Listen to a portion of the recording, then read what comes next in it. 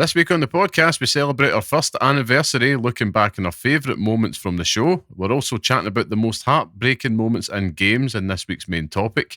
And on the Pixel Pix Showdown, we crown the best survival sandbox game. All this and more on the Pixel Parents podcast.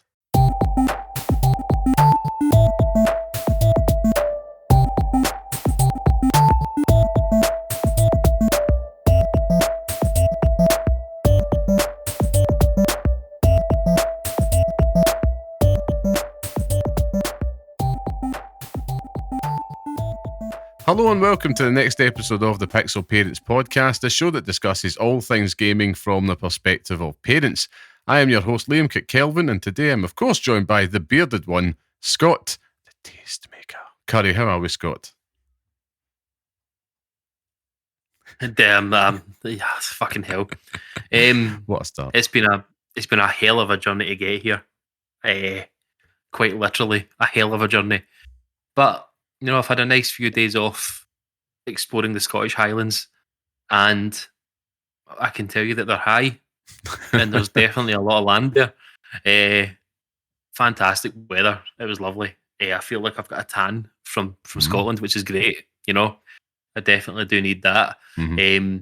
But you know, traffic just continues to be the bane of my fucking existence. It really does. Like, I think I had this conversation with my wife in the car on the way home, and it's like, why do they wait to the holidays until they start doing roadworks? Honestly. And then she's like, well, it's probably the best time for it because it means that you're not doing the school run. I was like, well, you're probably right, but it's still pissing me off. It's still really annoying. You're getting a higher volume of traffic through the day, though, and it makes less sense, you know? You are correct, but I just have no time for it. I really don't, especially when, you know, this podcast could have been being recorded about an hour earlier. So it's just totally fucked me off. It's completely thrown me off my my game here. And this is supposed to be a joyful experience because this is Pixel Parents is 1 year old. I know. We now have we'll soon have a toddler. Pixel Parents running around the roost. Oh God! The terrible teaching twos. Teaching it how to walk and, you know, eat is your job. I'm just going to teach it to fart and enjoy that. It's a very apt comparison there. Yeah, I suppose we've made it to one. Go us! It's still alive, so that's kind of like the main thing. But yeah, we'll have a chance to really kind of go through all the main memories. But yeah, it's a year of it. Who'd have thought, you know, a year ago when we're sitting there not really knowing what we're doing, still don't know what we're doing, but you know, we know just a little tiny bit more. And yeah, no, I'm quite proud, quite happy, emotional. You know, it is. You know, I think we forgot that it was coming up to 1 year, but it's cool to see it, you know, continue and flourish in a way. I think the last few weeks we've seen some growth, which is nice. Some girth to the podcast now. So you know what they say about girth, but less about me and the nonsense that I want to talk about. How are you, Mr. Kelvin? I'm good. Yeah, I am surviving the Easter holidays. I'm in that position in work now. Let's say I'm officially in the notice period, which totally changes the game. Again, pun fully intended. In terms of what your headspace and your feelings are within work, because you're all of a sudden then it's about ending well, because you want to do it professionally. I'd never burn your bridges at the end of it because you just never know, and it's not the right thing to do. But yeah, it's been a bit of a sweet week that's kind of been informing it. And then in amongst all that, my wee girl, she had a little bit she went in for surgery yesterday. Just routine, just to get some teeth yanked out. Everything went to plan. She was all groggy and stuff like that afterwards, as you'd expect. But she's a wee trooper. She's just definitely a lot more braver than her old man, because I am petrified of all that stuff. Like, even being in a hospital. Nobody really likes being in a hospital, but it puts the wobblers in me. But no, I was very proud and very, very pleased to see that all just going to plan. And yeah, they're just running about, causing chaos, causing distraction. As you can imagine, the joys of working from home, but you just got to embrace it, I suppose. But yeah, I know next week it's going to get worse because it's supposed to be a washout. So Yes. I did have a devious plan, which I'll get to in a moment. But I'm thinking I might have to rethink that already. I'd actually been talking with Alex on Blue Sky about this in regards to like blueprints and how I'm going to juggle that with Assassin's Creed Shadows. But the devious plan is just getting rethought just now. Just getting rethought. But I won't linger on that much longer. But I think, yeah. Well, no, good week, man. Good week. Looking forward to being back here. As always, it's a birthday party. I should have worn a hat. Should have worn a hat. I'm currently wearing a hat. You just can't see it. Nobody can see it. You're listening to it. You can hear it. Russell, hear it. Hear that hat. It's rustling. That's it. It's a big hat. It's a fabulous hat. Of course, yeah. I think we should get some housekeeping at the road before we get straight in about it. Because we've got lots, as always, to talk about, and that is actually a fabulous hat you've pulled from nowhere. So, for those listening, this is the Pixel Parents Podcast, a weekly podcast by parents who game for those who do the same, where each week we discuss all things gaming whilst raising little ones. If you want to be part of the podcast, come say hello and share your thoughts with us at pixelparents.bsky.social on Blue Sky, or write to us at pixelparentspodcast@gmail.com. If you like what you hear and you want to support the show, you can leave a 5-star review and, of course, share this podcast online with all your friends. It really does help us out. And, of course, thank you to everybody that continues to join us each and every week. So, with all that out of the way, Scott, what have you been playing this week, considering you've been on holiday? I've been on holiday. I always, I don't know if it's just me, but when it comes to going away, I'm always like, I'll take the Switch with me. And if I really fancy it, I'll play it. And inevitably, it just sits in the bag, never coming out, because I can never be bothered to do anything with it. Yeah. And I've done the exact same thing this holiday. I thought, I'll take my Switch, take the Switch. Thought I might take my laptop as well, because I've been playing on Amisha, but yeah. I had no time to do it. We were playing board games and stuff. I've played more fucking board games. I've played more Cluedo than I have video games this week. So it's probably going to be a short version of this conversation for me. But before I left, I've still been going down the route of Grand Theft Auto 5 and the Platinum run for it. And it brings me to a point that I wanted to raise on stunt jumps. Right. Have at Grand Theft Auto 4 done it well.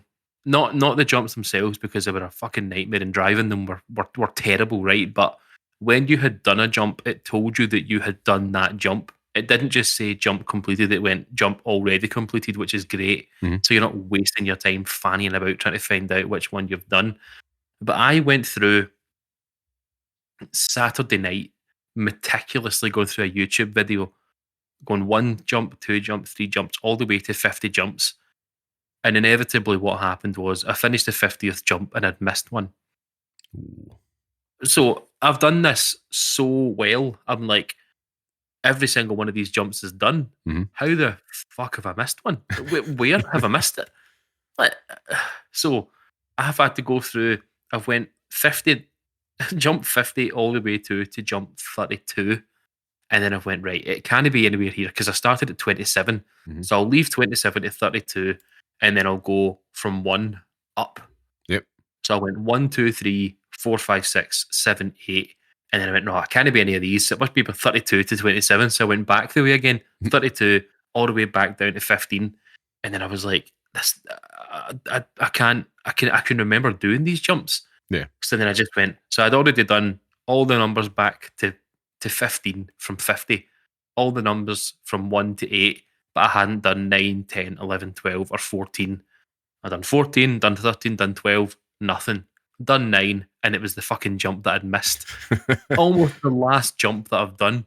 Yeah. And bloody 9 is the one that I missed. So managed to get that knocked and put that out the way. So that's all done. And I've collected all the spaceship parts. I've collected all the submarine parts, all the nuclear waste, all the stunt jumps now. Yeah. I've got to do... I've got to do plane trials or something like that. I've got to do knife flights, bridge flights, whatever this they're good shite fun. is. They're good fun. So I'll get those done, and then I think it's all just game. I think it's all just the main game storyline, and maybe boosting my numbers on the stock market a wee bit. Played a wee bit of the old Trump, the old Trump card here.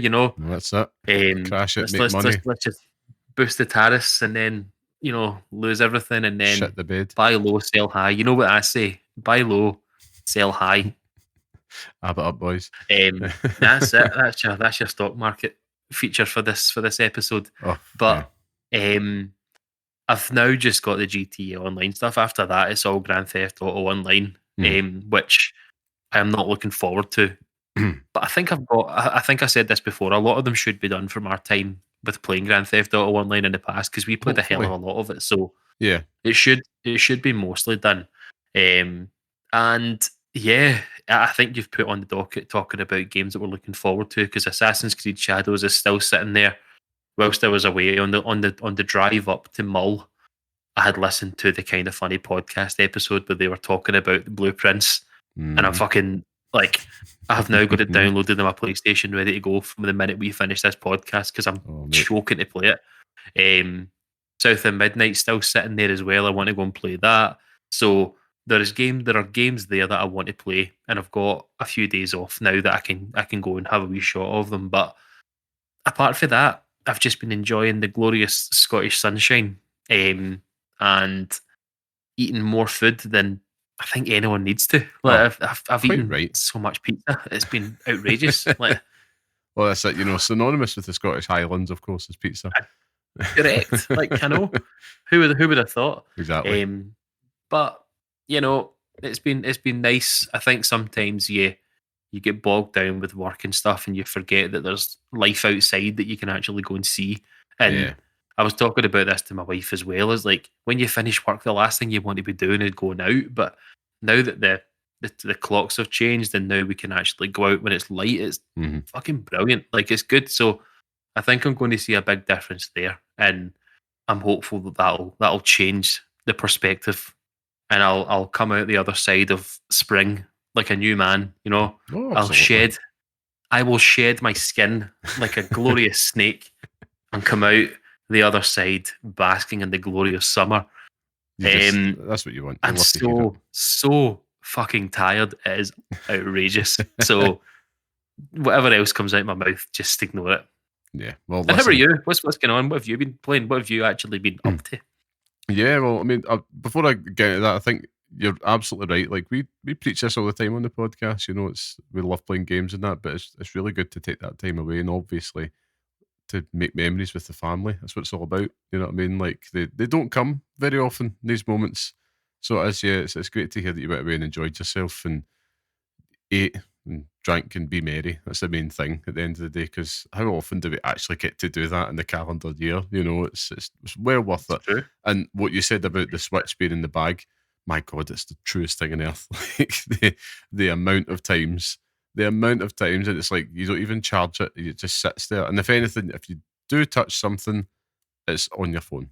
That's it, and it's the 5-10 minutes of recreation, because I don't know. You could be sitting playing your Switch, but instead you're watching E4 Gogglebox after the wee one is somehow asleep. It's like, that's what happens. But yeah, I'll get to my week. So yeah, like, it's definitely been games aplenty this week. Games aplenty. And I'll talk about what I've been playing and then what's in the horizon. But of course, the Assassin's Creed Shadows train just keeps on rolling.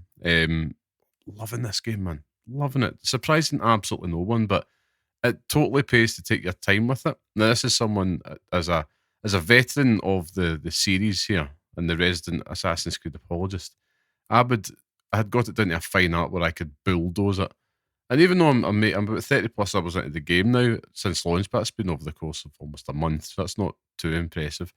It feels like playing it in the exploration mode really is worth it, because I feel like there's just that sense of freedom that almost, it's not quite like Breath of the Wild, I would say, but it's trying to ape something close to it, which is great. And I have to say, like, they've added an update to it this week, so you can switch on the PSSR function as well, the pisser. If you've got the PS5 Pro, it's 10 out of 10. Like, this is probably one of the most gorgeous worlds you will ever experience. Like, it's so immersive. And a total return to form if you believe it was ever off form. But what I would say is it continues to build on what was already there, which was already a fantastic game formula, and it's just wonderful. I think the stealth in it, I think that's what's going to get its hooks in you. The more that I've played of it, I think when you're playing as Naui, the stealth in it is just fantastic. I was clearing a castle, which is kind of like the premier fort type infiltration opportunities that you can have throughout the whole of the kind of Japan world that they've built here. And it took me a good hour. And it wasn't just because it was like, my God, this is grueling. It's because of how methodical. It's like I could have went straight to my objective, but I had to clear it out. It's not just a case of, right, in the past you can go into these big forts, loot, get out, avoid the big guys. You have to defeat at least like your 3 samurais within there in order to unlock the legendary chest at the top. So it's that incentive to do it properly. But it's so like labyrinthian in the way that they're kind of made up. And you will cock it up and you do have to think in your feet. It's not as kind of clockwork as what it used to be in the past. And it's fantastic from a stealth perspective. It's like, this is absolutely amazing. Granted, it's not quite like Metal Gear Solid 5, but it's damn good and it's fun. That's the main thing. And the more you get the abilities and the more you start to, beef yourself up, amazing. I would say I was definitely leaning more towards Naui for the longest time. And now at this point, 30 plus hours in, I'm definitely loving Yasuke the more time that I'm playing with him. I think it's totally opening up a different side to the series. Like, he is a tank, a wrecking ball. Naui obviously representing the more traditional side, being the most fleshed out you'll ever see stealth-wise in the whole series. But Yasuke and his sword and his story, the voice acting, everything they do to really kind of make you want to care about this character, it's working. And you're all of a sudden really motivated to play as him. And I must admit, going through the story parts of him, it's made me want to play him more. Whereas at first, when you get him, I'm kind of like, I'll just do the stealth stuff. And there's limitations, but he has strengths, literal strengths. Like, he will destroy people in ways you've never seen in the series before. And it's great fun because sometimes you just can't be bothered with the stealth stuff. It's like, do you know what? I'm bringing the sledgehammer. Here we go. But if you're wanting to kind of get vertical, he's just not the way to go at all. But I like that about it. It's just kind of shaking it up a little bit. They could have just made it like a skin change, but it's not the case here at all. But yeah, it's 30 plus hours in, no end in sight. I absolutely love it. I'll be taking my sweet ass time with this on the platinum run. Of course, the game that's on everybody's lips this week is Blueprints. See, before you go into the Blueprints, I'm so sorry. I'm so sorry. See, with Assassin's Creed Shadows, because it's something that I've not heard and it's something that I'm curious, just with playing Grand Theft Auto, is there ever a point where you've got both characters in play, like on the same mission that, you can see Yasuke doing stuff, but you're Naui doing other things? Yes, but not really as obvious. It's because you're quite involved with what you're doing. There was a mission I was played the other day where it was they're both right there and you're taking on like a boss character, for example, but you're very much in control of that. Aye, because I thinking like with Grand Theft Auto, for example, like if you're doing one of the heists, like you can see Trevor or Michael like doing their own thing. Like, I was just imagining if you're up high as Naui, you could look down, you see Yasuke just like pounding through folk. Yeah, like, yeah, you do. What they tend to do though is there was a big mission there in the story, and it's not giving anything away. They actively, instead of you watching it, so say if like you've picked Naui and you want to go through the whole mission, they will make you just be like, right, we'll goes Yasuke for this little bit here, then we'll go back to Naui, but you're dovetailing each other, so it's trying to kind of keep you more immersed in it. What I would say is that the presentation aspect of it is something they've definitely worked on in terms of like the cutscenes. There's so much more of them. There's more of a cinematic feel around this one. But that world, man, good grief. Like, I think that, honestly, I do believe if there's an Assassin's Creed game that's going to get you in, it's this one. And I think the more you put into it, the more you get back. That's all I'm saying about the game, because it does feel a lot. You're kind of, with a game of that size, you're like, what you asking of me? You know what I mean? What's it going to be? But it's rewarding. That's probably one of the most rewarding entries in the series so far. Not giving it a score yet. I will wait till I've at least rolled credits on the story before I do that. Yeah, of course. But I'll keep you updated. We've always said that, though. We have always said that, though. Like, we're just going to maintain playing these games as we enjoy them. Like, last year was a fucking nightmare with it. So exactly, it's more like a book club approach, I suppose, a game club, or whatever you want to call it. But yeah, Blueprints. Now we're talking Turkey here, right? So Blueprints has finally arrived. It was having a gentle murmuring in the background. Should we mentioned it in the podcast a few weeks ago? It might even just been in passing as a joke, but not joke at his expense. But like he says, the reviews landed over the past week. Tens everywhere. Generational game, you name it. I've started playing it today, and I had intended on playing it all day. That was my devious plan. But of course, global launch times meant that we couldn't access it till 6 o'clock. Now, it totally scuppered the devious plan because I'm like, all right, great. So I've only had a few hours with it. I'm seeing what it's asking of me, and I do have a notepad here. What I loved is the game. It's effectively telling you, like, you'll do better with a notepad here. And early signs is that addictive roguelike quality is there where you're just like, I want to go again. But too early for me really to go on any more than that. All I know is I've got a pad and paper and I'm pure dying to get back to it. So we'll just see what happens. Will it run out of steam? Will it be a generational game? Who knows? Who knows at this point? But yeah, we'll have a chance for both of us to go into more detail Yeah. next week on that once we've kind of got our way with it for a wee bit. And yeah, I'm the same as you. South of Midnight was one on Tuesday this week.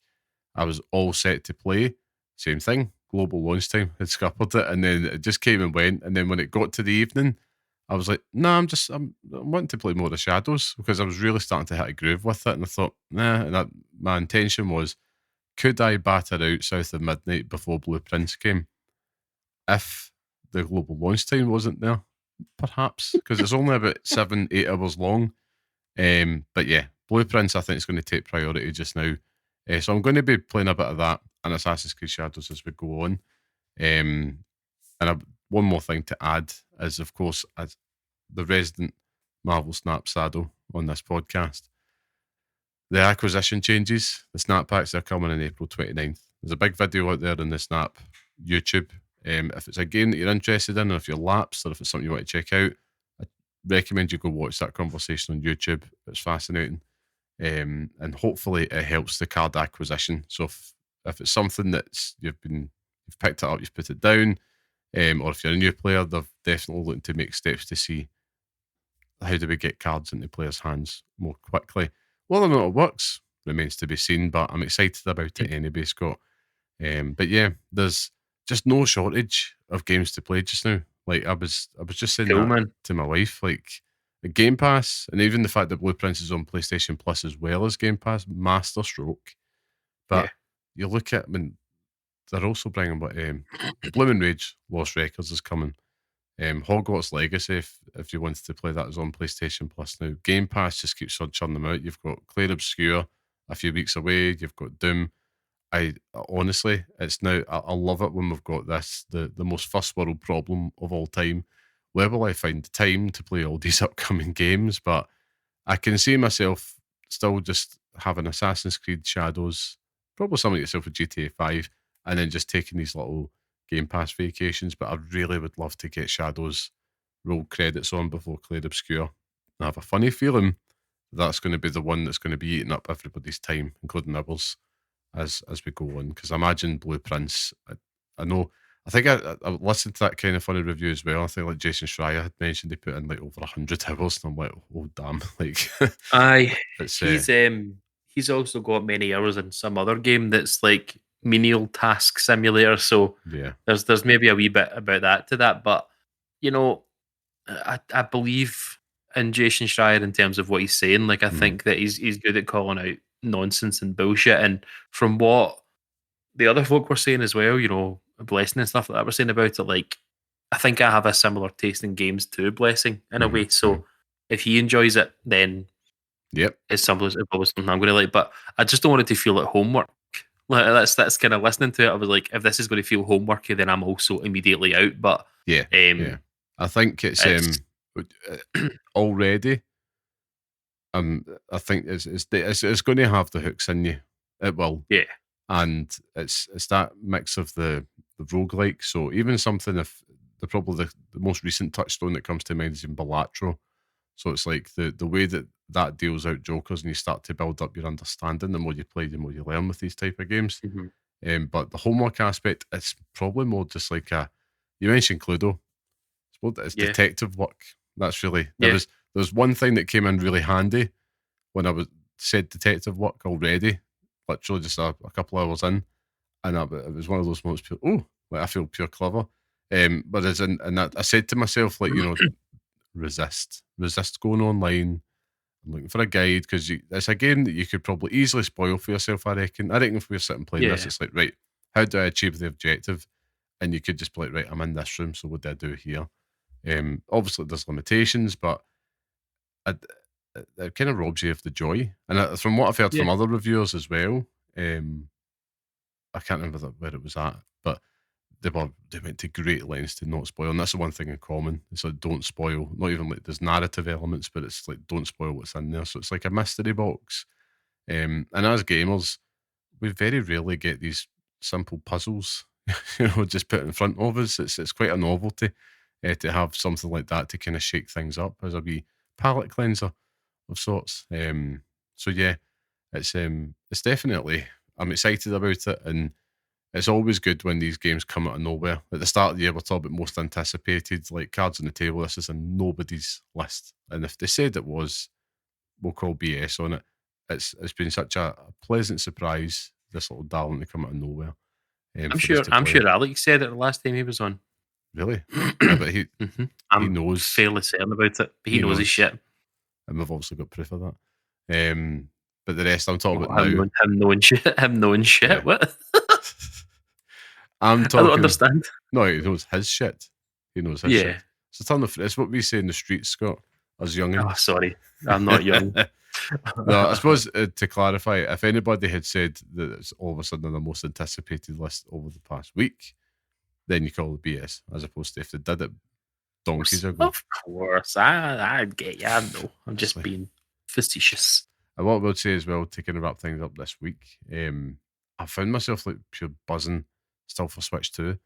And it's because of the conversation I've been having with my son this week, because it's just about like he's getting interested in Mario Kart, but he's pure buzzing for Donkey Kong Bonanza.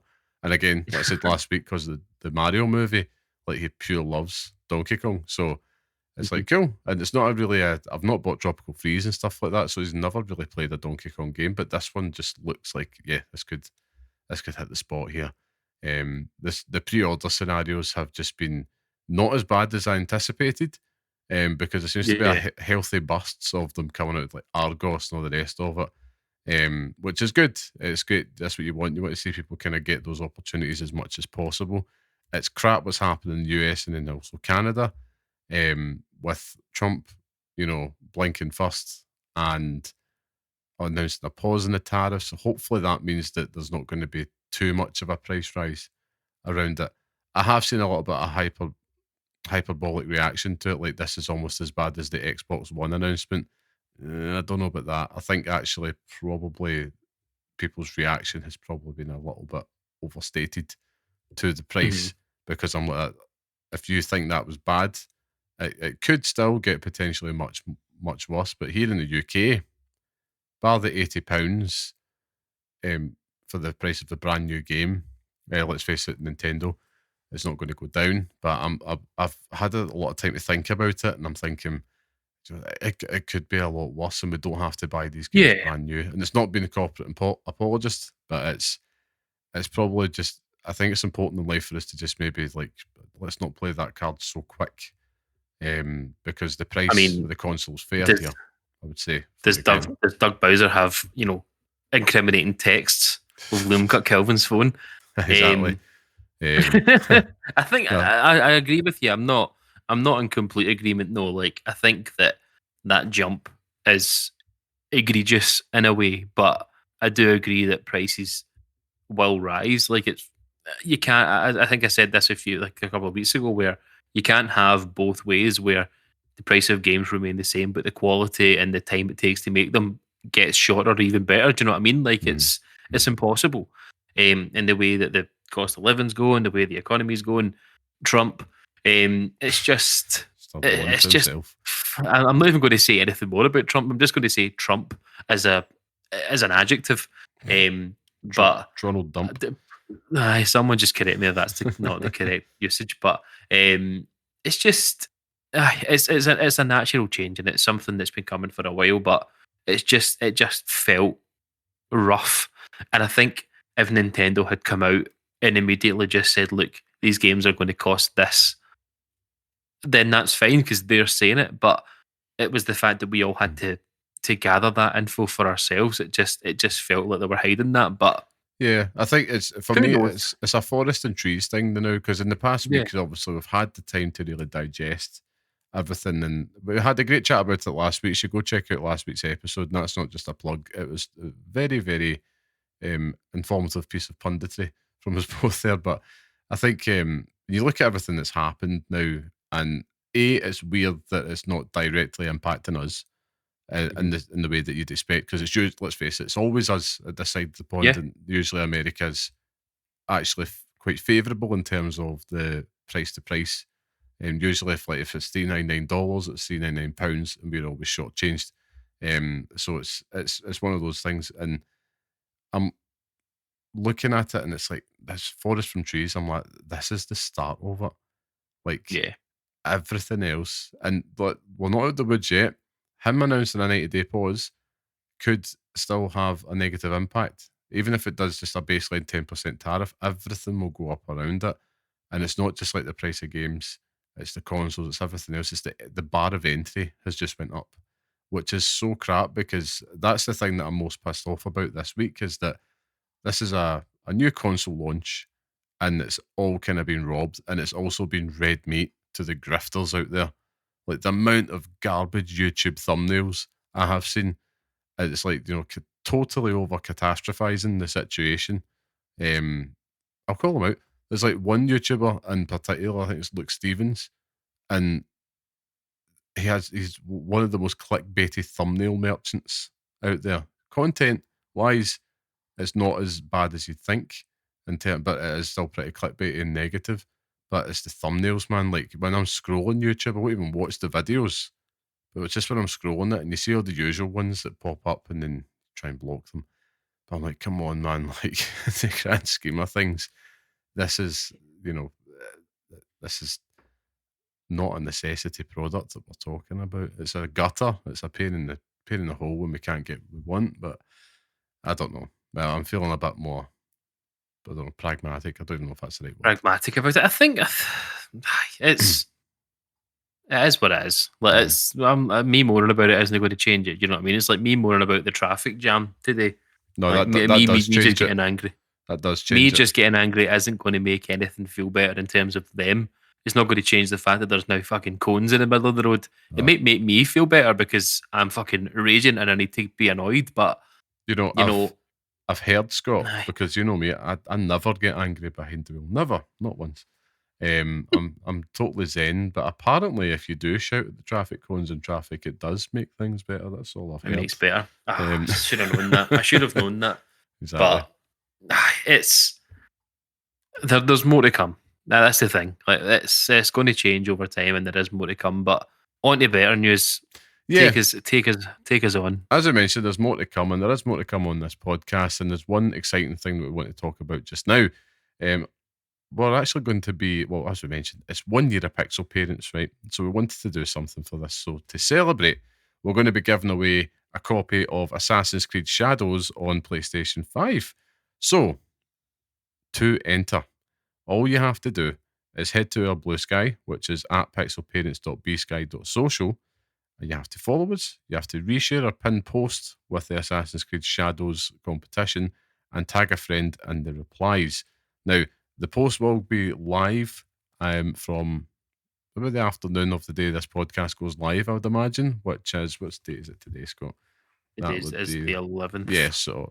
And today's the 10th, so tomorrow's the 11th. Sorry. Yeah, so because it's our birthday tomorrow. Exactly. So we need to do it then. So you'll see it live on there.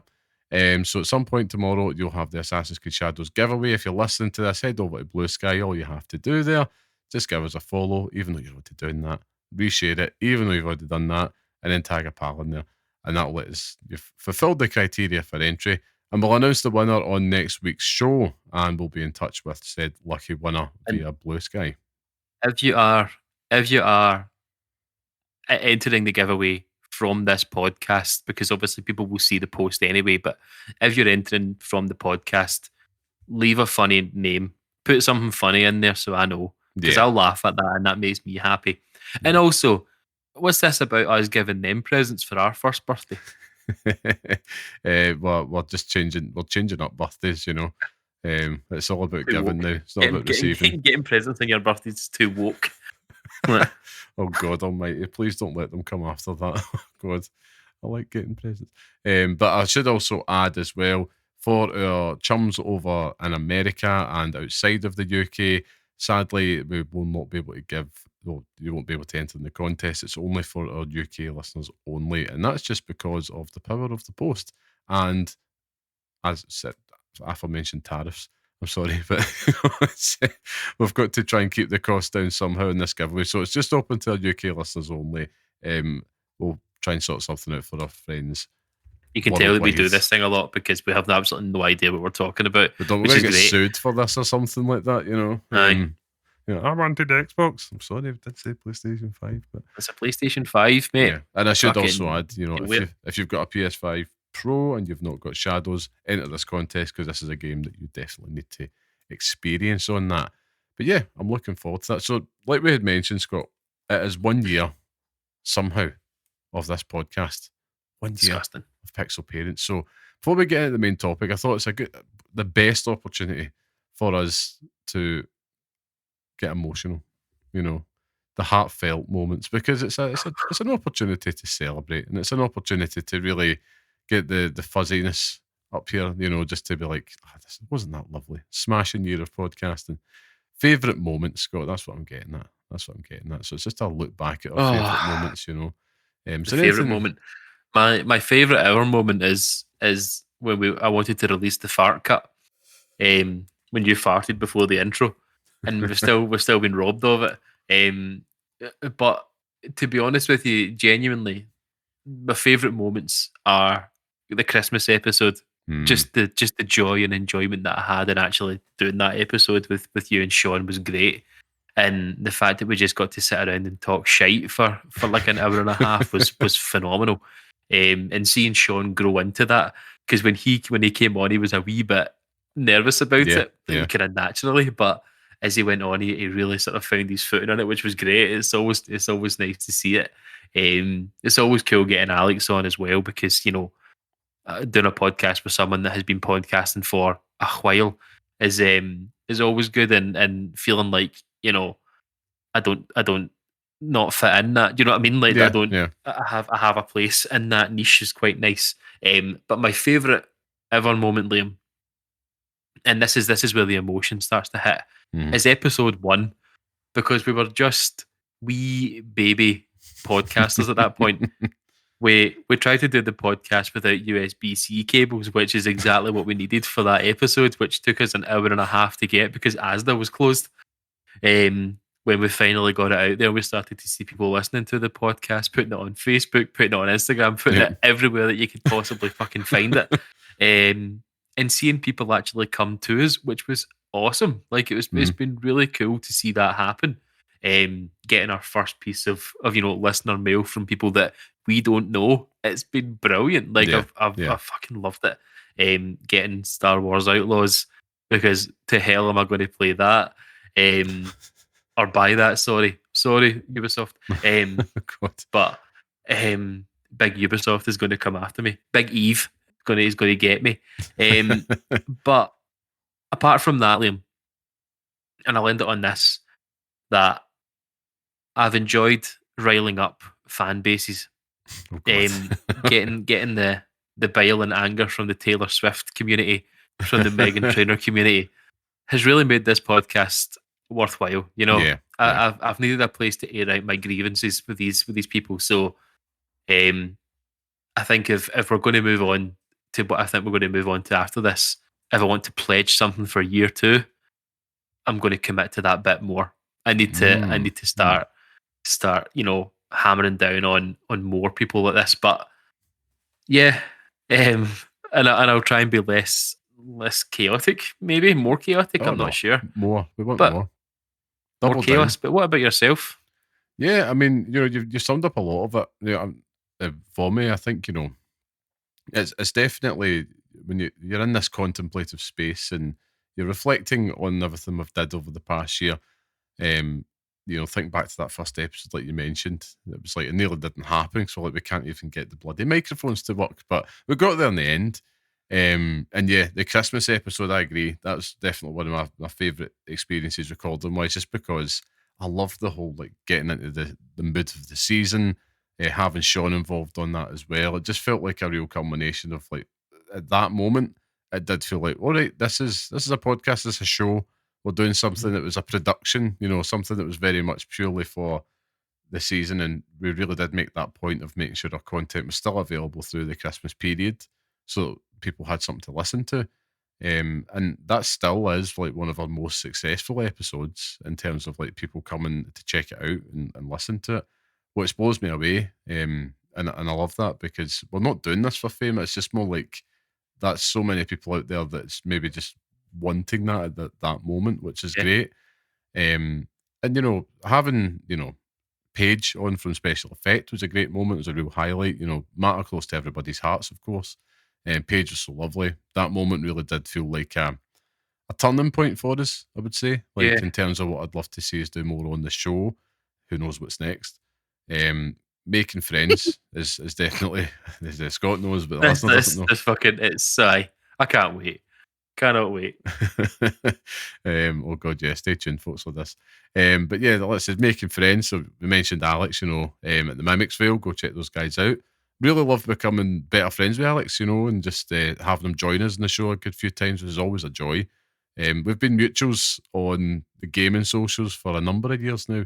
He mentioned this, of course, in his first appearance in the show, and I really do cherish being able to get to know him a bit more. I think he's absolutely wonderful guy, and please do check out his podcast and check him out in Blue Sky anyway.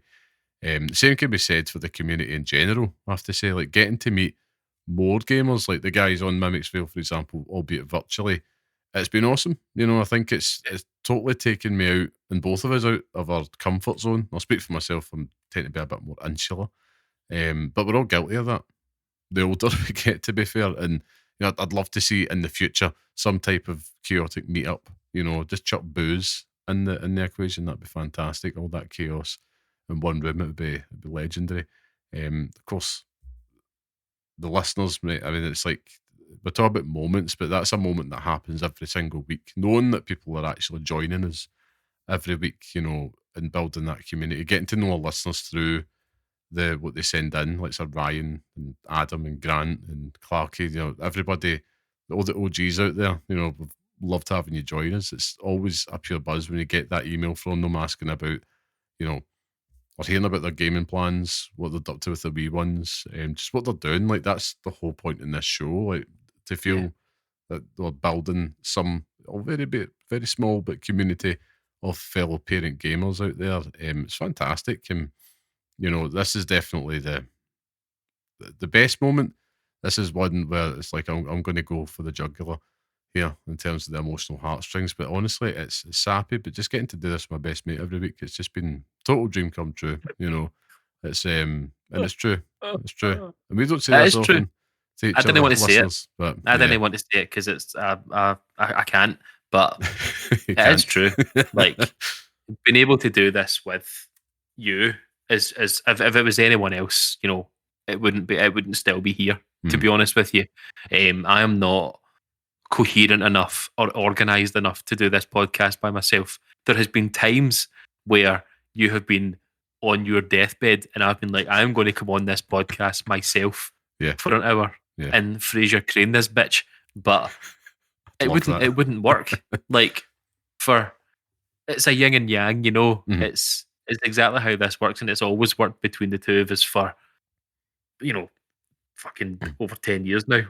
So longer than that, you know what I mean? Like, probably longer than that. Like 15 something years. Yeah, crazy talk. It's ridiculous, and it's cool. Like, it is cool being able to do it, having our own wee footprint out there that just our own wee piece of the pie, which is nice. Because if that goes somewhere, if that goes nowhere, both of us don't really care. Care isn't really the word, but we're not, as you say, we're not doing this for fame. I'm not doing this for adulation. If people want to adulate me, fucking adulate away. But I I'm not doing it for that purpose. Actually, is that terminology sounds rude. Someone But correct him in the comments.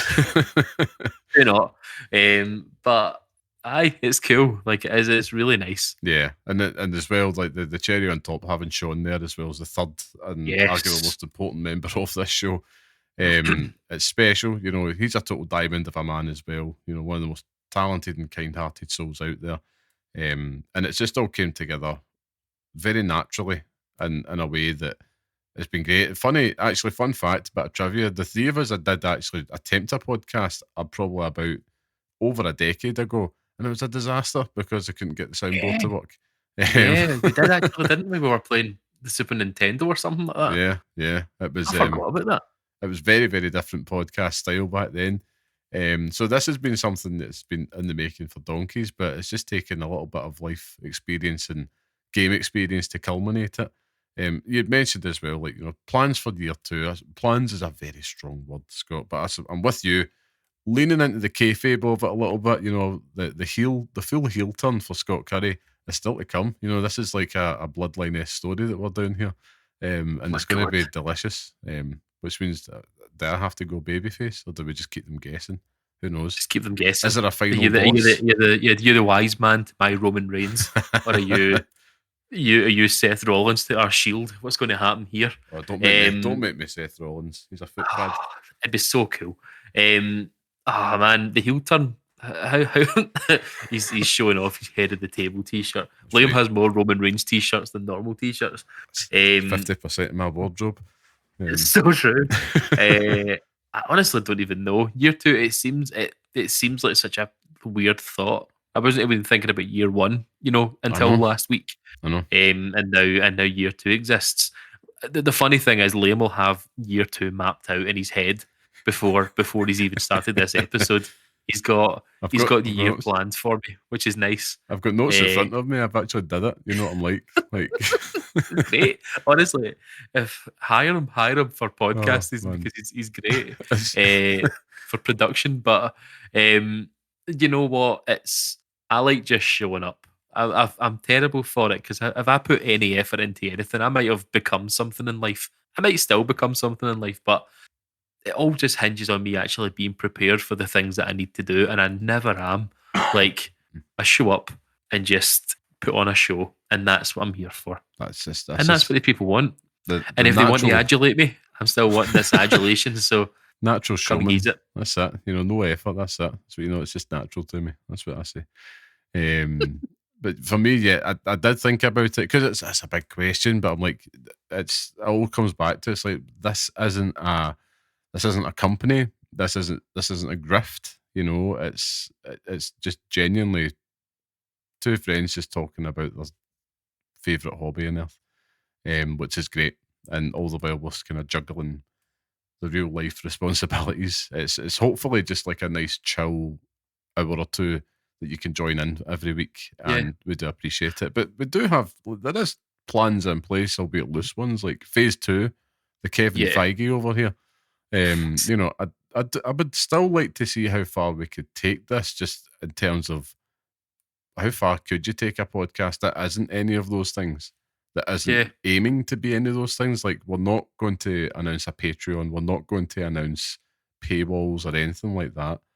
That's not in the plan just now, because to be frank, it's just not something we've really ever considered, and it's not something that is ever in discussion. We're not doing this to make money. We're doing this to make podcasts. So it's true. We are exploring new formats, new mediums to get our mugs out there. You know, about taking us out of the comfort zone, and hopefully just make our way to more fellow like-minded people and gamers out there. I'd love to hear from them. That's my big goal. I'd like to hear from more gamers out there, and particularly I want to hear from the game. Like, we've got a lot of gaming dads, but I want to hear from all the other gamer parents out there as well. You know, I want to get their perspectives on stuff as well. So that's a big goal for me. Do you know, you're saying that, and I think that it's good that we haven't lost that though, because it would have been very easy just to sort of say, like, we're doing this as parents who play games, and then just go down the route of just focusing on news story. But we always try and bring it back to that focus of, you know, at the end of the day, we're talking about it from this perspective, and I think it is cool that we haven't lost that. And I'm glad that you said just now when it comes to the Patreon and stuff, because the grift verse is real, and it's coming for you all. So It's a heel turn, guys. It's a heel turn. I'm going to put on my Infinity Gauntlet and fucking snap this Patreon into existence. We've got the grift is coming. We've got the kayfabe angle worked out now. I'm the babyface, just trying to. The fans are booing you. I'm here to announce the Patreon and boo. It's so funny, man. I don't think, I'm sorry, but to kind of touch on this Patreon thing for 1 second, to kind of push on that cut. I don't think we could do a Patreon timing wise. It would be impossible. I have no time to record another episode or to put other content out there unless someone has paid me for it. Then there we go. Maybe. He's got the storyline worked out here, folks. If you want more of my dulcet tones in your ears, then you know how to do it. I subscribe to my Cameo, all that stuff. That'd be hilarious. That's the big goal. I've got a few other ones here though. A few other ones, and let's run it by you, because the beauty of this podcast is that we're not organised, but we are organised a bit. But it's in terms of like this week with Scott being on holiday, we're doing this purely in the moment. But a few things that I've put out there is like community is a big thing for me in year two. Like just to keep building that space for the fellow Pixel parents, gamers out there. We've got that Discord. Maybe a time for us to actually use it, and just I'd love for us to kind of figure that out, because we are not Discord mavericks at all. Ryan's already on there though, so please join all of us and Ryan and part of the Discord. Guests is something else. Like a big mission always from day one is to speak to more gamers and parents in the industry and the media, as well as just like real life outside of that. Just like not that they live in a fantasy land, but it may as well be, because like they're conjuring magic every day, and I'm conjuring stuff that's probably not in good taste to mention. But it's it's still a big goal, and I'd love to just get their experience and insight still, and just have some cool conversations with them. So what I'm saying is, Neil Druckmann, let's talk. Don't be shy. I know he's listening, so I know he's sitting there in a plane going to a premiere for The Last of Us. It's like, listen, pick up the phone. I've slandered enough game developers that they could come on and argue with me. That's what it's going to be. They're going to say yes. I think the Game O family might actually all come on the podcast at once. I mean, I'd welcome it. Go on you go. I agree with you though. I think getting a big name would be the goal. The Moby Dick, the white whale of this podcast. Yeah, I've got plans. I want Hideo Kojima. I want Hideo. I want Harada. I want Todd Howard for absolutely no reason, just to say, look, why do you keep on making shite games, mate? Going to make good games, Todd Howard. To burn all these bridges now, You've burnt the bridge before you went over it, not even getting back. But it's so true. It's a challenge. It's a challenge. We'll get there. It's funny. But no, Big Phil Spencer, get him on. Yeah. Even over your parent, but get him fucking on. Hurry up. Why not? It would be absolutely hilarious. Make no sense at all, and I'm sure his PR department would have a heart attack. It's like, why the fuck are you wasting your time on these clowns? But yeah, but genuinely, I don't know if it's just from our time as scholars of the journalistic arts. That's the best way I've ever put that. But it's like, shy Wayne gets no sweets, right? You just got to ask, and you're always going to get a no. More than likely going to get a no. In fact, you're going to get nothing back, but you have to be persistent. There's always a way in. And wish us luck, folks. So that's what I'm saying. Like, we'll get Neil Druckmann one day. One day we'll get him. He is definitely I've stuck to him in my head now, so I'm going to go get Neil Druckmann. So that's what I'm going to not promise the listeners, but I'm just going to aim for it. But the main thing is, it's just about having fun. Year two is just it's keeping that the same. The podcast format isn't changing. We're still going to have fun. It's not about the grift. I will still be here to be the champion babyface on that, but it should be on the internet, and you're safe from all that. I just want to keep having fun doing it, doing cool stuff, talking games.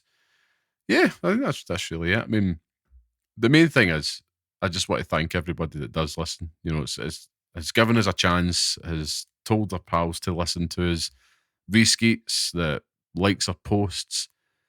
everything in between. It genuinely blows us away. We're not gunning to be the biggest, but we do just want to be the best wee authentic corner of the internet that we can be, and build a wee bit of community around that and just, chat shite about games. So yeah, thank you from the bottom of my heart. These are all awesome. Scott, I'm sure you echo the same sentiments. Well said. Well said. I'll try and be sincere because I really struggle with it, but it's very true. Like looking at the numbers and looking at even if it is 1, 2, 3, 4 people listening to the podcast, it genuinely makes my day when I see other people that have listened to it. It might be my ma, it might be your ma, it might be someone that we know, but they're still fucking listening to the thing. Yeah. And yeah, it's great. Like it is good. But even if nobody listened to it, even if we were just shouting all this nonsense into the ether, it's there. It's, as I say, it's a digital footprint that if I ever shifted my mortal coil, then in many moons, my daughter could go back and listen to me talk shite with my best mate and enjoy it, Yeah. and that's cool. She's got 50 odd hours of content there of me slandering our family. Mm-hmm. I'm kidding. Slandering everyone else in the entire planet. And Todd Howard. So, it's nice. And I'm excited for year 2 because this does feel like we've gone past the Joss Whedon era of the Avengers movies. And let's be honest, we fucking had to. And now we're moving on to the good stuff. This is our Captain America and the Winter Soldier moment where the best movie is done and then we just get shit from there. So how dare you hold on to your asses. Yeah, you're right. I'm just annoying every corner of there. I'm trying to get to all bases here. I'm starting early. Marvel fans, Fallout fans, fucking, you're all assholes. Oh man, this is as like it's almost like if it was wrestling, like you're like right wing grifto or something like that. Just like a total send up of these clowns. But my face is painted orange. I've got a weird wig on. I just start cutting about. Mr. Garrison in South Park as the president. But yeah, you're absolutely bang on. I think that's the cool thing about it is, having something there that digital footprint, and I'm really proud of the fact that we've been consistent. Because I remember way back before we launched episode 1. And we had a couple in the bank. And at first, we actually recorded a lot of the podcasts in advance to try and fit in. Mm-hmm. But then that quickly turned into let's just do it every week because it's important to be timely on subjects, i.e., last week with the Nintendo Switch 2 discussion. And then we folded in things like reacts and we got better, we got more confident, and we realised actually we could just be sitting playing Call of Duty or something like that, or Split Fiction, which we do need to go back and finish. My bad. So we do need to go back and finish it, add that to the list. But we found a way to get into the rhythm, the flow, and it's something that's just a part of the week, and that consistency is great. Something I'm very proud of. We've did it every single week for a year. So go us and go you guys for joining us, because again, it starts off with 4 or 5 and it just grows week to week, which is great. And it still blows my mind. It blows my mind seeing the amount of people streaming exactly. And yeah, I should also add, last week I did mention we were changing hosting and stuff because we're getting things ready.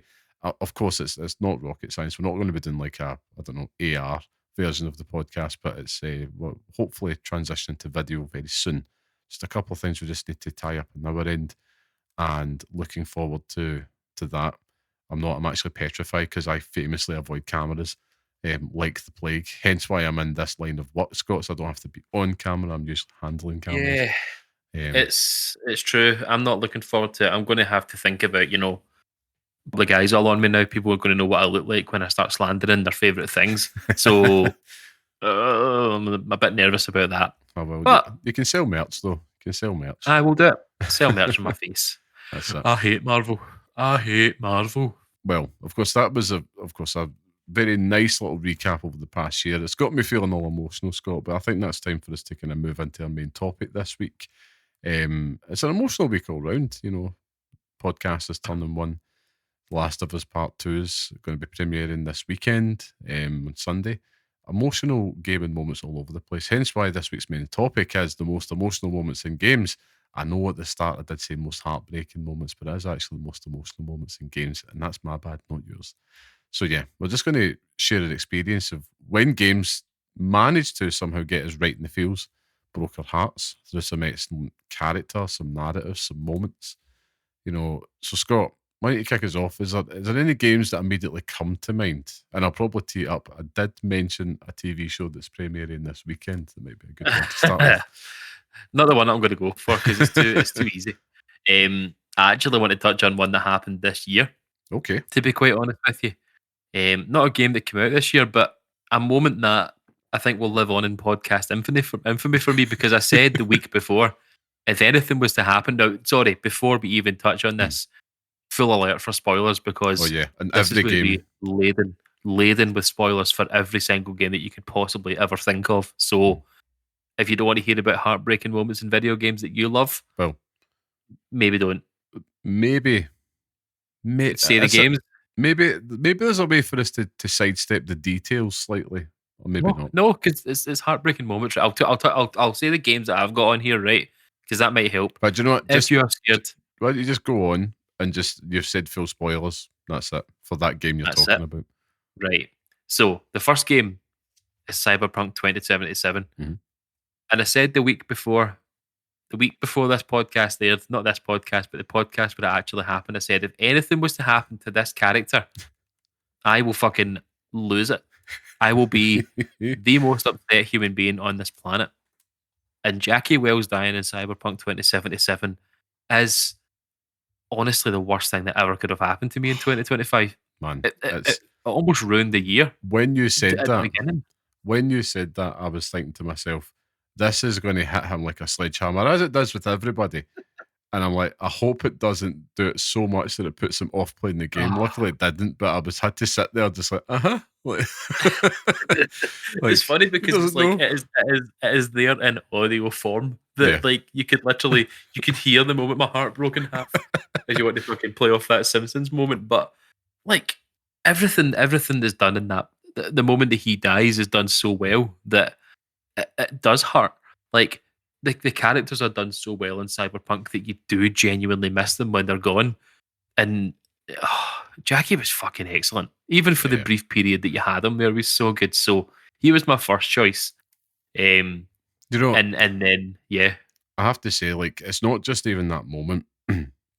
It's a sadness that lingers long after it. Yeah. Like they did such an amazing job of kind of making you get the feels in really small moments. And I won't go into detail on what's to happen, but you do actually feel a sense of grief as the game continues. It's not just like, right, he's done, off we go. It's not like Game of Thrones, where they just kill people and you just move on to the next. It's very much a case of like there is a sense of loss throughout that game with many characters, but his in particular does leave a very, very large hole right from the off. And that's not easy to do. It's not easy to do. So, I mean, kudos to them because it is an emotional beat to kind of carry through the game with you. But yeah, should I go next? Should we do one at a time? Go one at a time. Go for it.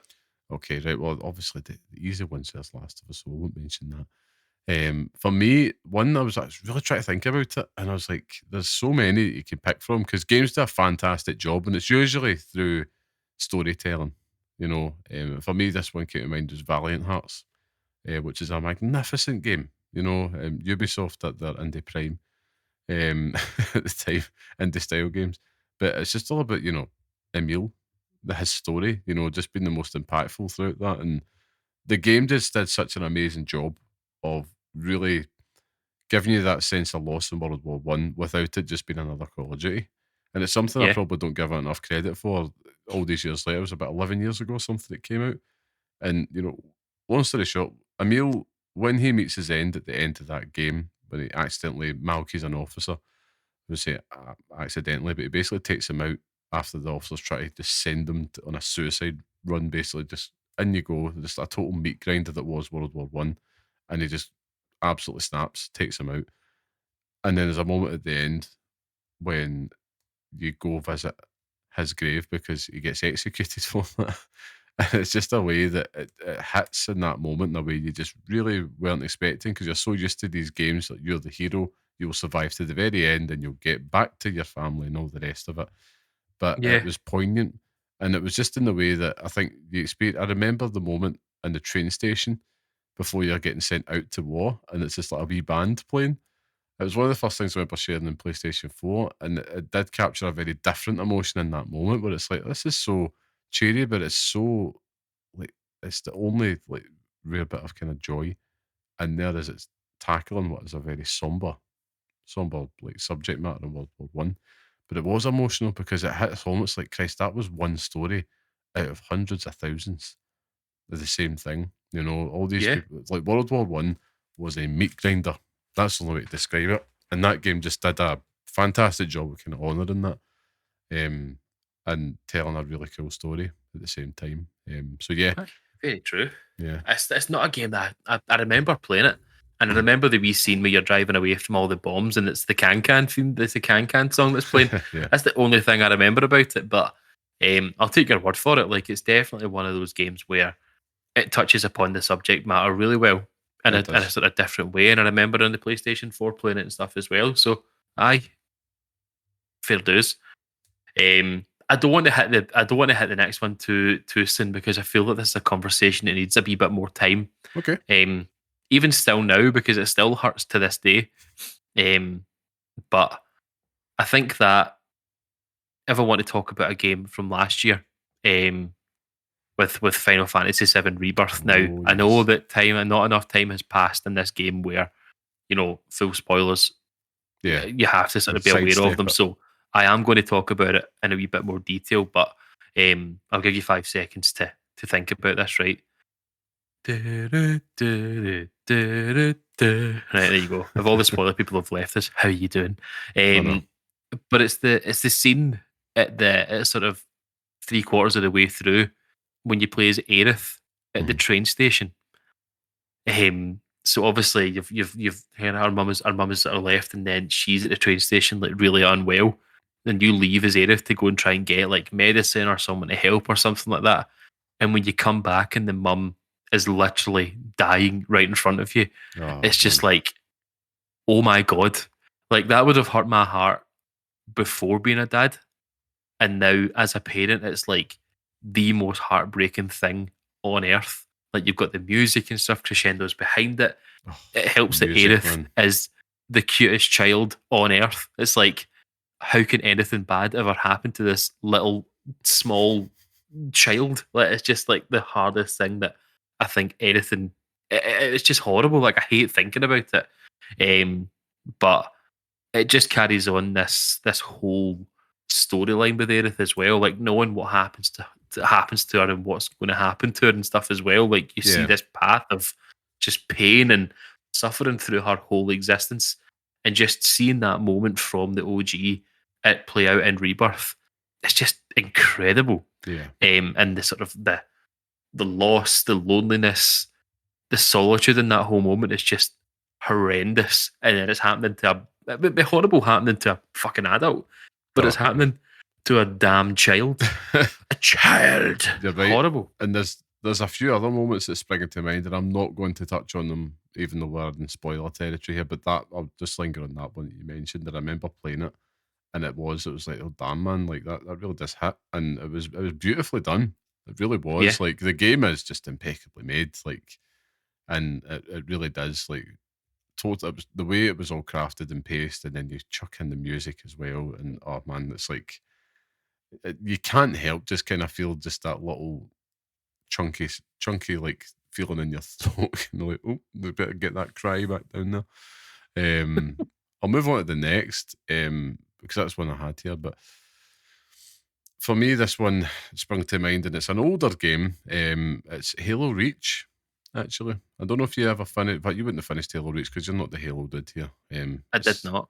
For me, it was Halo Reach, and it was the ending of that game. Again, spoilers here, but this is so ancient now. You've probably played it, but it was really, really poignant in the way that it just left you feeling empty. The whole point is that your squad doesn't make it. Like, that spoiler alert there, you're not there to win. It leaves you just that sense of like, no matter what you're going to do, it's all in vain, and it slowly creeps up on you. Unless you were familiar with the story of Reach going into it, it slowly creeps up on you because again, you're so used to like coming out on top, and it's like, all right, Master Chief will pop down or something, and that'll be it. No matter what you're doing, you're destined to fail, and one by one your teammates get killed off, and then it's just that final, that last stand, and the game just keeps chucking enemies at you until eventually that's you done. And it's the realization in that moment that nope, like I have to make that sacrifice, like I have to die. It was done so fucking well, and it sits with you afterwards because you're like, even though it's a totally fictional sci-fi story, you're very much like, damn, like, I can't believe I've never felt like in the moment like that. It's usually done in the cutscene. It's a way that it just keeps on coming at you, and it's like coming at you. Okay, and I like it when games do that. It's like the inverse, like the start of Bloodborne. It's like you're supposed to die to that big werewolf at the start, so you can go to the hunter's dream. It's kind of like that same type of deal here. It's just that you have to die for the game to end effectively. But it was emotional because it was just the way it was done, in a way only that Halo could. When you come back to things like music and presentation, it's all these little elements together, which make it so emotional. And it's not like I'm sitting there crying my eyes out, but it does. It makes you feel something, and that's what I love the most about playing games. It makes you feel human in these moments. It does. It's interesting you do talk about the presentation and the music because when it comes down to music and emotional moments in video games, there really is one that does trump them all. And the only memory I have of this song out with this moment of what happens in this game is the fact that it beat a song to number one that I didn't want it to be. I think it was a song by The Darkness. I think it might have been the Christmas song by The Darkness. Right. But the game that I'm talking about is Gears of War. Can't remember which one it is. But it's when you lose. It's when you lose Dom. It's Gears of War 3. Gears of War 3, yeah. And you've got that bloody Mad World playing in the background. Yeah. It's so schlocky and cheesy and stupid, but it's just done so well. Mm. And you've just got Marcus, who you've gone through this entire story just not thinking about anything bad is ever going to happen to anyone. Yeah. And Dom and Marcus are both, they're like that, intertwined. And then you just lose them, and it's horrible. It's like you've lost a limb at that point. Like he's the yin to his yang. Do you know what I mean? It's a horrible situation. It really and it's was. not a game. It's not a game series that I'm particularly, in love with. But it's moments like that that really do bring you back to it. It's like you want to relive that moment because it's so perfectly done. Yeah, I mean, it's a hallmark of the series. I think it's easy to look at it as like these are just giant meat men, and they're chainsawing things up. And it does have that kind of all out action element to it. For me, in my list, I actually had Gears of War 2. Just the moment when Dom finds Maria, his wife. And don't forget, Dom, that is his everything. So he's on this quest to find Maria since emergency, and when he does eventually find her, she's just a husk thanks to just endless torture. She's basically in a vegetative state, and Dom has to show mercy and do the unthinkable and euthanize her right there on the spot. And I remember playing that so distinctly at the time, thinking I didn't expect that level of emotion whilst playing, but again, it was done so well. Like he lost everything in that moment. You feel it, but in lead up to it, you're thinking, it was already teased in Gears of War, the original. He's going to find her. He's going to rescue her. That's the expectation put upon you, and that's the beauty of it. Because if you all of a sudden kind of pull the carpet underneath people's feet, or the gamer's feet in that moment, you're like, no, that was good. They did that well, and it wasn't something that I had anticipated, and it was absolutely devastating in the middle of this absolute balls to the wall action fest that is Gears of War 2. With the bloody chainsaw staffs with score and all the rest of it.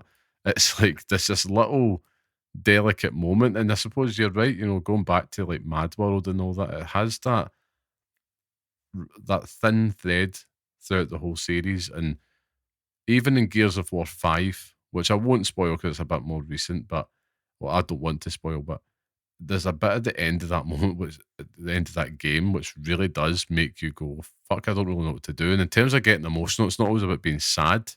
It's always just kind of like you feeling something towards a character, and Mhm. it makes you make an impossible choice, just depending Yeah. on which way you're leaning. It's on Game Pass. It's worth checking out. Gears of War 5 is a good time. Really, really good game. Um, so yeah, Gears of War 2 I was on that. Funnily enough, I just wanted to keep that thread going with Gears, but It's good that you mentioned it because it's one of those series you don't associate with no, emotion, no. but it has plenty of moments in it. I'm glad that you made the distinction because I've made all of my points about heartbreak and chat. But if we want to talk about the most emotional moments in games, Mhm. even recently when I played Bloody Life is Strange True Colors, and I was Man. so set on everything being perfect with this character, Mhm. and then he turns out to be the worst. Like, and maybe I just love too much. Maybe I just love too easily. But I can't even remember his name. It's the guy that owns the bar with the big mustache. Oh God, yes. Oh, what's his name again? I'm afraid it's not in my head, but I know exactly who you're talking about. It's I'll try and get it up really quickly whilst I'm talking about it. yeah. But you've obviously, in this game, you're tasked with working out what happened. Basically, a whodunit situation, um, and uncovering this massive, conspiracy. Mm. And the whole town is just completely against you at this moment. But there's one character that just isn't. It's just, Jed is the one that Jed. basically takes you in, gives you a place to stay. And you're Yes. like, yeah, he is the bearded love of my life, and it all makes sense now. And then the heel turn happens. The literal heel turn happens, and it's just like it all goes to shit. It's like what how? Yeah. Like I've never experienced rage, shock, like anger, and just complete sadness in one moment where I've just been like, how could you even do this to me? It's so sad, so horrible. Um, definitely that. Just when you say emotional, because that made me feel things that I wasn't expecting to feel. So it's fun to think about it. Yeah. I mean, it's that game as well. Like, man, even at the end of it, just a pure sense of satisfaction as Mhm. well. Yeah, it's a special game. It's definitely worth checking out. In terms of the emotions, like there's other ones. There's one that's comes to mind, like Metal Gear Solid 4. Yeah. Just the microwave corridor. That whole moment in itself, and like, No, no, it's not. It's not even that. I'm so sorry. I know this is your point, but I have to interrupt because Metal Gear Solid 4 is one of these games that I just have to fucking gestate on. But the Shadow Moses part of that game, oh man, it, that makes you feel. See the thinking of the whistle of that. I don't know if you can hear it, but just hearing that just weave its way through with the best is it's not the best is yet to come. It may be the best is yet to come, but that song plays in the background and you're just walking through Shadow Moses reliving memories from Metal Gear Solid 1. yeah, It is disgusting how emotional that makes me feel. And seeing Snake like talk about it and mm, hearing Otacon in the background reliving those memories and stuff as well. It is outrageously well done. People hate Metal Gear Solid 4 because it is just a parody of the first Metal Gear Solid game and every other Metal Gear Solid game that's come before it, but it's fucking brilliant. And that moment alone, fantastic game, it fantastic. takes it up. It Yeah, takes it up another echelon. It's so good. I'm from sorry, but yeah. I think Metal Gear Solid 4 is probably Kojima. I've said this before. It's him at his indulgent best. I think Yeah. like that he showed enough restraint and enough like kind of enough of his ability to be into his own ideas, Hmm. to the point where it was absolutely triumphant fan service. And I don't think it needs to be apologetic about that because that's the whole point in the game. From where it starts to where it ends, it takes you, it builds, and if you've been along for the ride, it pays off fantastically well. And that Hmm. that should make you feel emotional. That's like end game levels of emotion in Metal Gear Solid 4 because it's just this culmination of everything that's come before. And yeah, it's absolutely fantastic, man. It's a game that I'm really hoping that they do announce another collection just with that on it, because it's shocking that we can't play that without going on eBay and getting an old PSD or Yeah, maybe even exactly. PS4.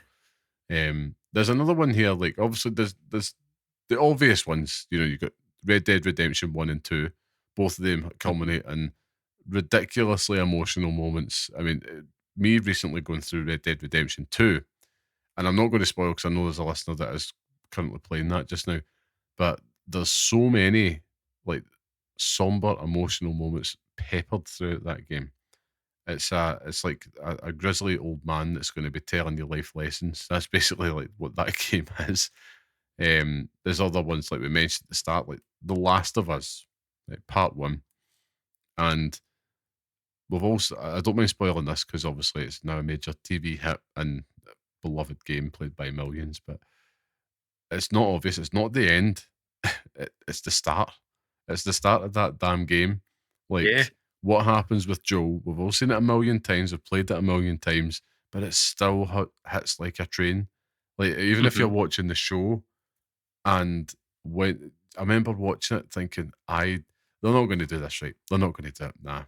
And then you're getting invested in it, and it's Pedro Pascal, and it's just like, oh man, like they've got me. And it was so. It's the concept itself that's so Yeah. heartbreaking, and what a way to kind of get people immediately invested into a story. And it was a very brutal but clever way to do it. I remember even playing the game, and I was absolutely like just shedding a tear. 'Cause I'm like, this is horrible. Like it really is a horrible thing to imagine Yeah. anybody going through, even though this character Joe that you've been with for the whole of like 30 minutes tops at this point.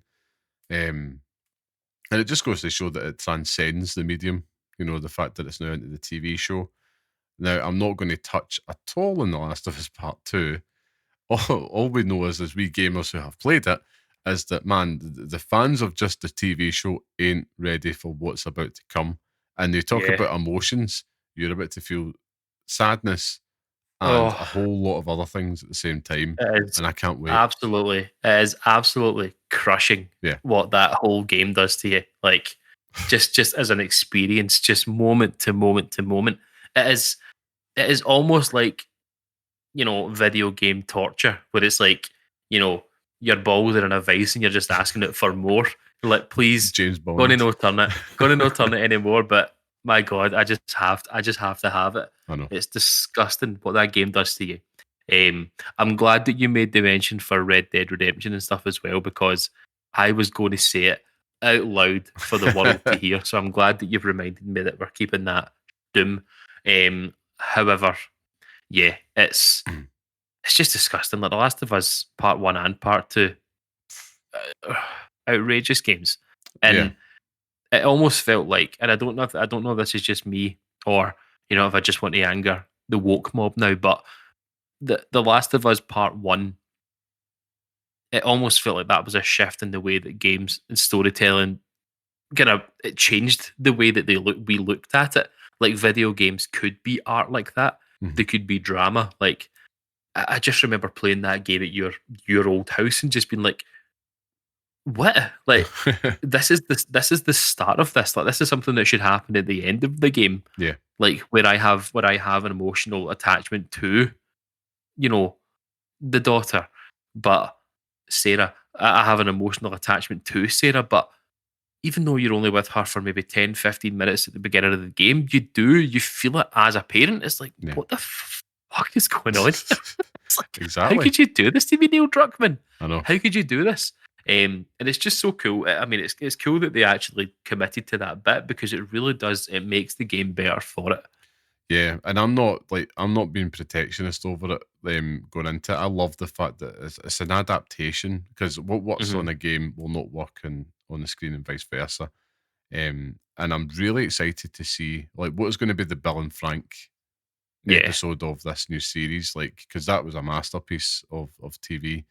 And I was thinking to myself, like, how far are they going to how far are they going to push it? Like, because if yes. we know what we're talking about, it's Hmm. going to happen, and will it even happen? I have a funny suspicion that it might not, or it might even leave things on a cliffhanger. They're not going to tell the story in the same order. but it is Yeah. it's guaranteed emotional TV. And yeah, the reviews are coming in, they're positive. I can't wait for that. But in terms of gameplay, man, like it's not even just that; it's the wee bits in between. You know, Yeah. with Henry and stuff like that in The Last of Us. It was I remember like watching the TV show, and this is what I love about it is that like our partners can experience it because they're never going to play the game, and that was always the one because of what we know happens at the start of the game. It's like if there's one thing I want you to kind of experience is this because it will hit you different, and I suppose that leads into the other game that I had on this list, and it was a surprising one because it was. I was thinking about The Last of Us. I was like, God, yeah, like you mentioned, as a parent, horrific. Even before Hmm. that, we were playing that as not as parents, but you're thinking, God, if I ever was a parent and that happened to me, Jesus. And same thing here, and it was Fallout 4 of all things, honestly, because it's granted it wears off as time goes on, right? But in terms of moments, it's the starting premise, you know, watching your partner getting malkied in front of you and your kid getting taken away. And of course, that fizzles out as the moments go. But in terms of a setup, it set things up so well. In terms of a moment, it was like, yep, they're Yeah. going for something emotional here to get me to care. It's like, what would be the worst nightmare in this scenario be? And that was it. I thought it was Hmm. quite clever in terms of how they set that up. Yeah. Um, I think I don't have any emotional attachment to Fallout because you know. However, my final one on this list because it was one that I was sitting thinking about it on the boat today. mhm, It's like what are emotional moments? Maybe not emotional in terms of the actual moment itself, but where I attached myself to it in a strange way, and it took me back to God of War Ragnarok. mhm. Now, I'm not going to spoil any major plot points because people might want to go and play that game again or whatever, right? But right at the very beginning of the game, and I don't. This isn't a spoiler for anything, but Fenrir dies. Atreus' wolf Oh dies, my God. Aye. and this was around the same time that I had feelings when we obviously lost Benji. I don't know if it was around that time or it Mhm. was soon kind of after, but I just remember being a fucking blubbering mess Oh. playing this moment because it's just like the feeling of losing a dog is a feeling like I have never felt anything like it. Mhm. Like it is the worst. And this is me coming from personal experience in terms of I've had nothing else worse happen in my life yet. So I mean, don't come after me, Touch internet. wood. However, watching that fucking dog die, it awoke something in me that I don't think I could ever put away. And I think it's part of the reason why I don't actually want to go back and play Ragnarok yet because I'm like I can't watch that again. You can't Can I do it? because it will get you again. It got me again. Uh-huh. Like, because I think about my dogs every time. And I remember the first time playing it, I was an absolute mess, just like you. The exact same thing. You're reliving that moment of losing your own Uh-huh. dog. And I know it sounds like if you're not a dog owner, you won't understand. I hate that line, but it's like there's something about it's the purity of pet ownership, and it's Yeah. like it's the way it was acted impeccably in the moment because it Mhm. felt real, and you watch it again, you play it again, and it will get you again Horrible, because it man. does. It's horrible. It's horrendous. It's it's like nothing else. Like it is like nothing else. I remember when when we lost Benji. I remember crying, driving the whole way home, listening to like smooth radio, just being like, like I literally couldn't see for the tears in my eyes. It was like so hard.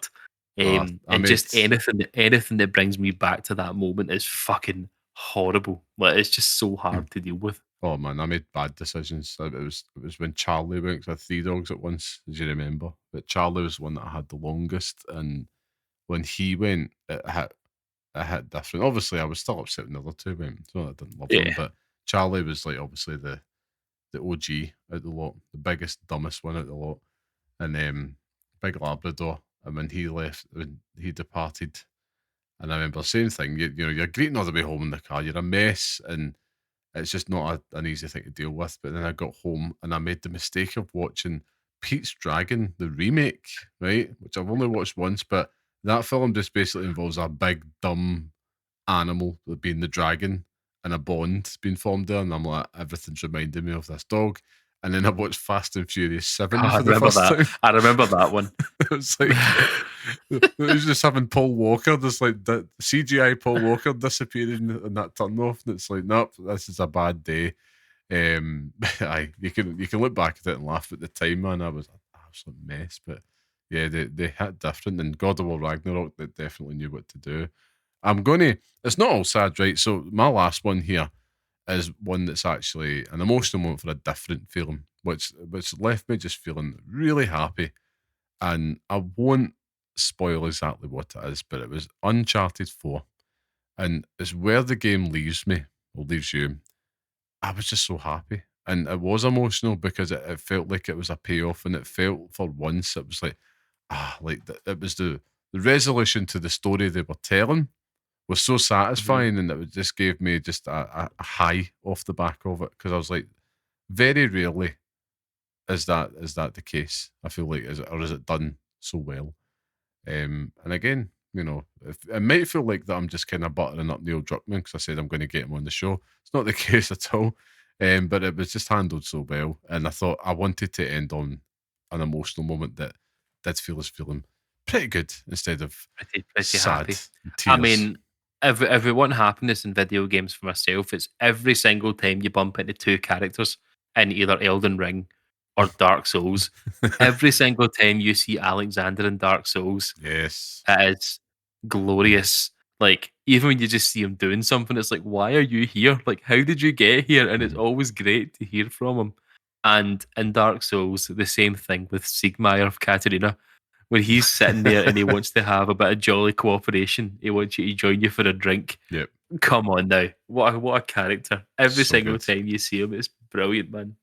Well, I think we should move on to the next part of the show, which of course that means, Scott, it's time for the Pixel Pick Showdown, where each week we each pick a game from our chosen theme and decide which one deserves to live on our hallowed Pixel Picks list, which is a definitive list of the best games we recommend to pass on to the next generation of gamers.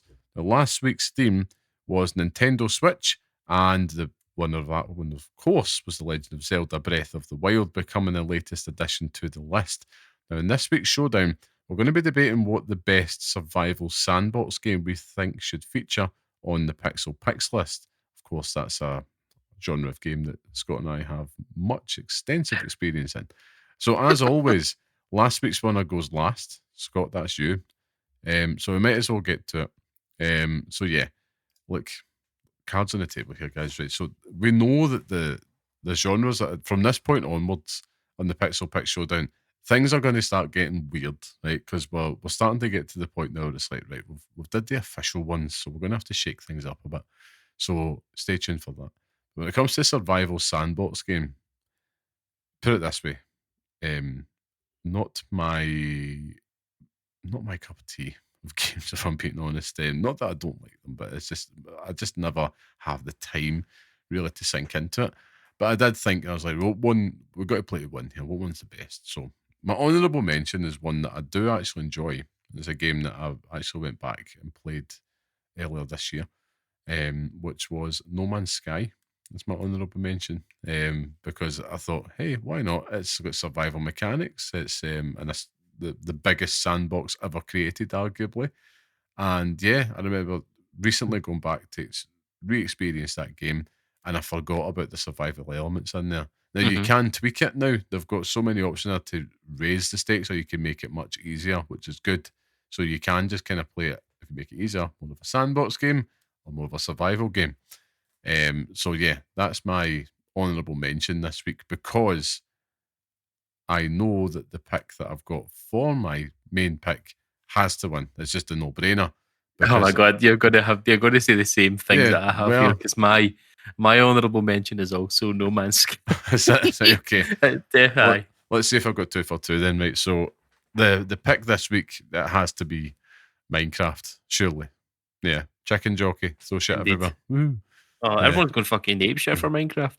Yeah, I it might just be the fact that it's on the brain, but I suppose let's break it down, right?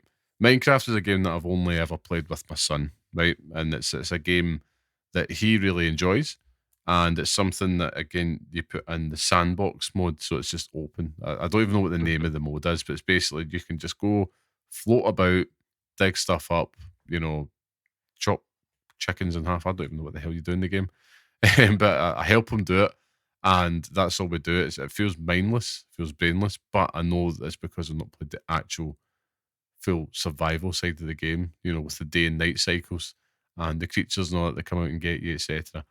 And yeah, it's to me, it's just about 300 million plus copies of that game sold.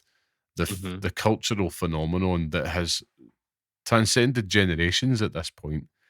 And the fact that my son knows what Minecraft is, he has Minecraft pajamas and he wants to play the game and all that. And it's not something that I want them to play too much of, because I'm like, it's not. I think there's better games and his early gaming education he could probably look at. But I also understand it's just the cultural side of things that's huge. And you look at the success of this film, like I do not understand how film pundits are surprised at the success of this thing, because it is a juggernaut. Again, it's like if Fortnite made a film, it would be absolutely humongous. And I didn't put Fortnite as a pick here because I don't think it has survival elements. The original game mode did, but not Battle Royale. So yeah, Minecraft. So I suppose that's the easiest dub we've had for a couple of weeks. Yeah, I literally can't argue with you. As you say, this isn't the fucking genre of game that either of you or I are remotely interested in. I could safely say that I have not broken one block in Minecraft in my whole life. I have never held the thumbsticks in Minecraft because I fear what it would do to me. However, it's hard to see past it. You know what I mean? Like, something so simple, something so stupid has managed to create this cultural phenomenon that still exists to this day. And yeah, I have nothing more to say about it because I literally don't know anything about it. I know that there's a movie. I know that, it, by all accounts, should be absolute dog shit and be dragged through the mud. But it's got this whole viral appeal to it now, where people are going absolutely fucking mental when this chicken jockey line is said. And children don't know movies are terrible. Like, I took my daughter to see Snow White a few weeks back, and that movie is dog shit. But like, they don't care. They just enjoy the experience of the cinema and seeing their favorite characters on screen, and that's fine. Like, let them enjoy it. But yeah, I couldn't say anything else because Minecraft is obviously the winner there. So on you go. Congratulations to Minecraft. You have the most important award you will ever win, because you're now the next member of the Hallowed Pixel Picks list. So now, as I mentioned, like it's going to get interesting now. You talk about phase 2 of stuff. Phase 2 of this Pixel Picks list is going to be wacky, because we've got like a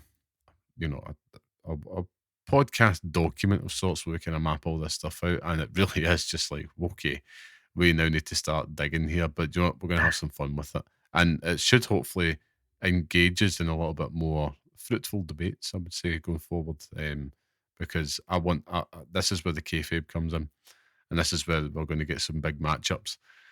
So yeah, I look forward to it, Scott. Look forward to it, and game on, as they say. Because we both picked the same pick this week, we'll flip a coin next week and we'll make sure it's a juicy one to start that off. But yeah, of course, on that note, that brings us to the end of this week's episode.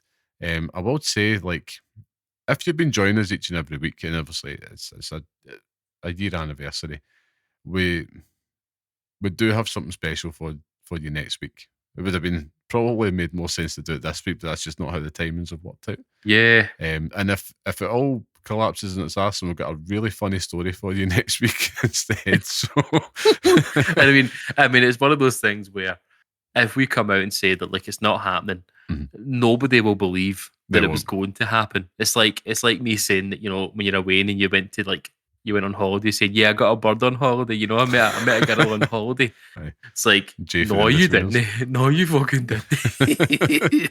Aye, she stays at my granny's house. That's so true, aye. She shows a picture. No, she doesn't like photos, mate. She doesn't like photos. That's it. That's it. No, it's well worth it. So gear up, and of course, we'll see you next week. But again, thank you again for joining us. And if you like what you hear and you enjoy that podcast that we've just done there for you now, leave us a wee 5-star review. It really helps us out, makes a huge difference. Scott, it's test time. So where can people find you if they wish to engage with you online about all things you're ranting about?